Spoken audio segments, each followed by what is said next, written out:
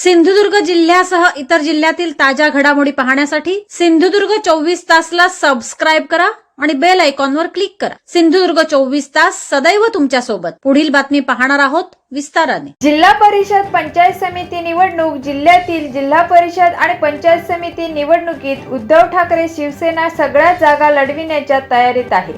उमेदवारांच्या मुलाखती त्या ठिकाणी घेतल्या जात आहेत। पूर्ण ताकदीनिशी ही निवडणूक लढविणार आहोत। आमच्या बरोबर येणाऱ्या लोकांना आणि पक्षांना आम्ही घेणार आहोत, असे माजी आमदार वैभव नाईक म्हणाले।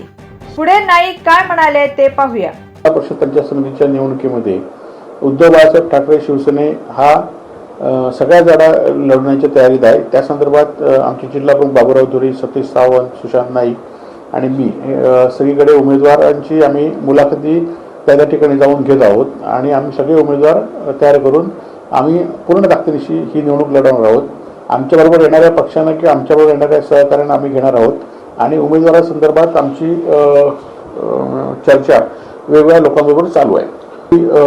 खरं तर राज्यात सत्तेत ते आहेतच, परंतु कालच्या जिल्हा परिषद आणि पंचायत समिती नगरपालिकेच्या निवडणुकीमध्ये ज्या पद्धतीने पैसे वाटपाचे एकत्र आरोप झाले होते, ते रणजित देसाईंवर आरोप झाले होते, विजय केंद्रेकरांवर आरोप झाले होते, किंवा त्यांना पकडलं होतं, बाबा बर्मांना पकडलं होतं, किंवा इथे येऊन शिंदे गटाच्या कार्यकर्त्यांना भाजपच्या लोकांनी पकडलं होतं। सावंतवाडीमध्ये आपण बघितलं असाल, मालवणमध्ये बघितलं, आणि हे सगळे लोक आता पुन्हा सत्तेसाठी पुन्हा एकत्र येणार आहेत काय? मग कालच्या 15 दिवसापूर्वी जे आरोप प्रत्यारोप झाले पैसे वाटायचे, ते आता ते कशा पद्धतीने उत्तर देणार ह्याचं आम्ही वाट बघतोय।